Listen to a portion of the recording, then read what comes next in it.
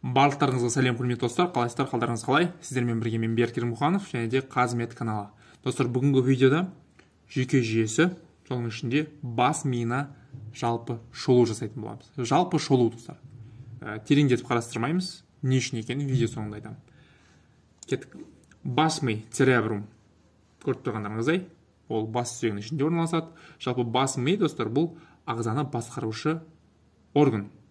Мемлекетті, президент, отбасына әке, адамды ми басқарады. Сол үшін бұл органның құрылымы өте маңызды. Көріп тұрғаныңыздай, екі үлкен шармен қапталған ми, оның астында да мидың бөліктері бар, оның барлығына жеке-жеке тоқталамыз қазір. Мен сіздерге сулкус және гирус туралы ең бірінші айтып кеткім келіп отыр. Гирус деген, достар, қыртыс. Қыртыс, міне қараңыздар, қыртыс деген не? Міне қыртыс, достар, тау сияқты ісіп тұрған жердің барлығы қыртыстар, гирус. Сулкус деген осы гирустың арасындағы сызықтар.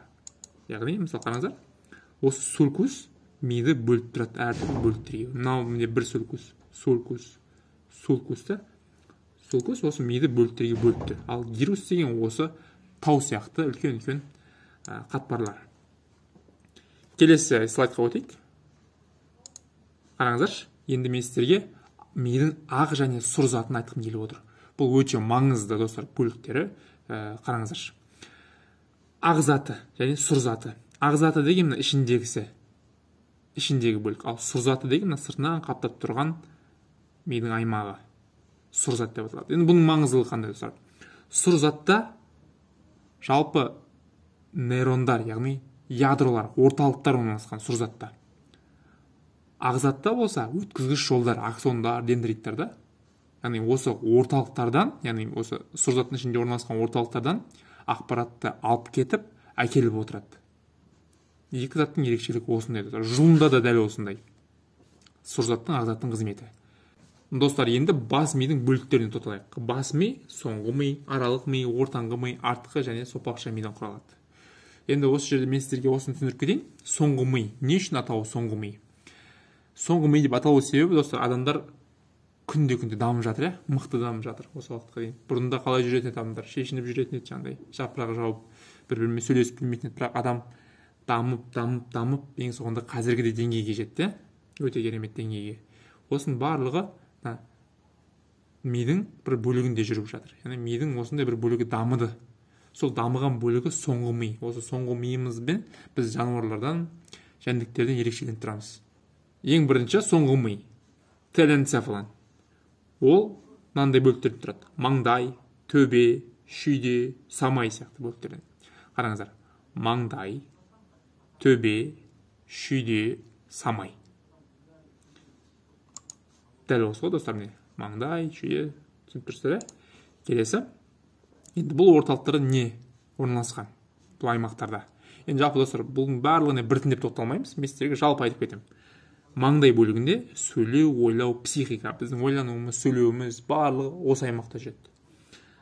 Төбе, төбеде сезімталдық аймақ, орталықтар, яғни тері, бұлшық ет, сезімталдық орналасқан. Шүйде, баршаңызға белгілі, ол көру орталығының центрі, яғни визуализация, барлығы осы шүйдеде жүреді.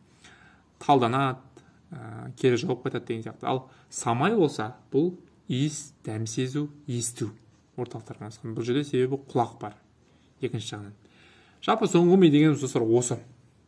Мына бөліктерінде көрсеңіздер болады. Міне достар, соңғы ми деген мына. Хоппа. Осының барлығы соңғы ми.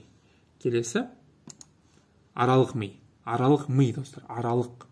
Соңғы мидың астында орналасқан. Сол үшін аралық деп орналасуына байланысты аралық деп қойды. Қазір ортаңғы миді көресіздер. Ортаңғы ми мен соңғы мидың ортасында орналасқандықтан аралық ми деп аталған. Денцефалон. Бұның әртүрлі аймақтары бар. Таламикалық аймақ, гипоталамустық, гипофиздік аймақта. Ең бірінші таламустық аймақтан басайық. Таламус, эпиталамус, метаталамус. Достар, таламус деген міне осы жер. Қазір мен сіздерге жақындатып көрсетемін. Қараңыздаршы. Таламус, эпиталамус и бүйір жағы метаталамус деп айтылады. Бұл суретте көрсетілмеген себебі бұл сурет дәл ортасынан бөлінген. Ал достар, мынау сүйелді дене деп аталады. Корпус каллиозум, сүйелді дене. Бұның маңыздылығы миды екі шарды бір-бірімен байланыстырып тұру. екі шар сол сүйелді дене арқылы қосылып тұрды. Түсінікті ғой? Міне, осы сүйелді дене арқылы қосылып тұрды. Эпиталамус, метаталамус, таламус и метаталамус деген бір бүйір жағы. Ол бүйір жағы көрінбеген суретте. Ал достар, келесі гипоталамус. Гипоталамус, білесіздер, эндокриндік жүйені оқығандар жақсы түсінеді оны. Гипоталамус и бізде гипофиз безі. Міне, гипоталамус таймақ и гипофиз. Бұл жүйе эндокриндік жүйенің ең басты басқарушы орталық болып саналады. Эндокриндік жүйенің атасы, эндокриндік бездердің атасы деп атаса болады. Жалпы аралық ми дегеніміз осы достар. Аралық миді көріп тұрғанымыздай, бұның қызметі міне төменде жұлын бар ғой. Жұлыннан төмендегі мидың бөліктеріне келген информацияның барлығын соңғы миға қарай, мидың қыртысына қарай жібереді. Ортада көпір переходник деп айтсақ болады. Келесі ортаңғы ми. Көрдіңіздер ғой, ортаңғы миға төменге түсіп келе жатырмыз біз. Ортаңғы ми осындай бөліктерден тұрады. Достар, бұл кесіндісі да, көлденең кесіндісі. Төбесі бар, төбесі, аяқшасы бар. И ортаңғы мида ең маңызды бөлік бұл достар қаразат және де қызыл ядро. Қаразат, екеуі қаразат и қызыл ядро. Бұл ағзаның қозғалғыштық, яғни тонусты, бұлшықеттердің тонусын, ағзаның динамикалық, статикалық қозғалыстарын реттеп отыратын орталықтар. Ең басты орталықтар орналасқан. Су құбыры, яғни лимбиялық жүйе, қарыншалар деген бар да, лекфор сұйықтығы осы су құбырының ішіне жүреді.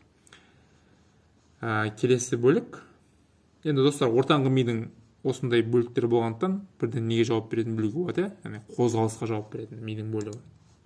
Келесі артқы ми, метенцефалон. Артқы ми ол неден құралған? Көпір және мишықтан. Көпір және мишықтан құралған артқы ми. Қазір мен істеген суретті көрсетейін. Міне достар. Көпір және мишық. Кеттік. Мишықты білесіздер, мектеп кезінен ол бізде тепе-теңдік жүйесін сақтауға қатысады. Яғни ағзаның тепе-теңдігін, кеңістікте тепе-тең бір қалыпта жүруінің барлығы осы мишыққа тікелей байланысты. Ал көпір мост. Бұл да переходник рөлін атқарады. Яғни жалпы ол жерде де орталықтар бар, әртүрлі қызмет атқаратын. И бұл жер атайып тұрғандай көпір. Сопақша ми жұлыннан келетін ақпараттың барлығын миға қарай, яғни өзінен жоғары бөліктерге қарай, ал жоғарыдан келетін информацияның бәрін төменге қарай өткізіп отыратын мидың көпірі болып саналады. Атайып тұрған көпір екен. Келесі сопақша ми, миоэнцефалон. Өте маңызды аймақ, достар, өте маңызды аймақ. Бұл көріп тұрғандарыңыздай міне көпір, аралық ми, ортаңғы ми, көпір, и оның астында сопақша мидің жалғасы жұлын, достар. Көрдіңіздер, оны ары қарай жұлын жалғасы келеді. И сопақша ми, достар, бұл ең көне ми, ескі ми болып саналады. Оның ішінде ең маңызды орталықтар орналасқан, достар. Қан айналу, жүректің жұмысы, жұтыну, құсу, тыныс алу орталықтары. Егер осы ми зақымдалатын болса, адам бірден өліп кетеді. Ал мына сопақша ми, соңғы ми зақымдалса, адамға ештеңе келе қоймайды. Мына орталықтар өшіп қалуы мүмкін, бірақ та адам өмір сүре алады. Ал мына сопақша ми зақымдалатын болса, адам бірден өліп кетеді. Себебі бізде тыныс алу, жүрек соқпаса, тыныс алу болмаса, адам өмір сүре алмайды. Келесі достар, адамның ағзасында жалпы қыртыс және қыртыс асты орталықтары бар. Қыртыс дегеніміз, міне сіздерге мына баста көрсетіп кеттім. Қыртыс деген мынау ең шеті, қыртысты аймағы. Қыртысты аймақ, бұл жерде не орналасқан деген сұрақ туындайды. Жоғарғы жүйке жүйесі деген бар, достар. Жүйке жүйесінде жоғары жүйке жүйесі. Ол ең дамыған мидың бөлігі. Біз осы қыртысты қабатымыз арқылы жануарлардан бөлініп тұрамыз. Себебі біздің санамыз бар, есіміз бар. Біз үлкен істерді жүзеге асыра аламыз. Біз ракета аспанға ұшыра аламыз да. Сондай адамзаттың осы қыртысының дамығаны соншалықты әлем қазір осындай өзгеріп кетті. Қазір мені сіздер видео арқылы көріп отырсыздар. Оның барлығы осы адамдардың қыртысының дамығанынан. Сол үшін бұны жоғары жүйке жүйесі дейді. Ал қыртыс асты орталық дегеніміз достар, мына жаңа айтқан бізге мынау қыртыс асты орталық осы қыртыс болса, жаңа айтқан қыртыс пен сопақша мидың арасындағы аймақ. Мидың аймағының барлығы қыртыс асты орталық деп аталады. Көріп тұрғандарыңыздай. Бүкіл осы милардың орталықта орналасқан мидың бөліктері жұлыннан келген, адам ағзасына келген информацияның барлығын қыртысқа жіберіп отырады. Қыртыс оны талдап, тексеріп, не болып жатыр, не істеуге болады деп барлығын ойланады да кері қарай қайтарады. Өте маңызды достар. Енді оның құрамына осындай бөліктер кіреді: лимбиялық жүйе, базальды ядро, ретикуляр формация деген жаңа видеода айтылмай кеткен тақырыптар. Достар, бүгінгі видеоның не үшін бұлай жалпы шолу екенін сіздерге айта кетейін. Мен жалпы бұлай айту үшін, ми туралы толық ақпарат беру үшін сіздерге 1,5-2 сағат бойы лекция оқуым керек. Бірақ оны сіздер оны көре алмайсыздар, сіздер оны миларыңыз қабылдамайды бірден барлығын. Сол үшін мен осы аталып өткен мидың бөліктерінің барлығына біртіндеп тоқталғым келіп отыр. Әрқайсысына жеке видео жасағым келіп отыр, қысқа видеолар. Соңғы ми дегеніміз не, оның қандай құрылымдары бар, ол неден тұрады, барлығына жеке тоқталамыз. Бұл видео тек қана осы жалпы миға шолу, бас миына шолу болып саналады. Осымен видео аяқталды. Видео ұнаған болса, достар, міндетті түрде лайк, комментарий, подписка ұмытпаймыз. Көп рахмет.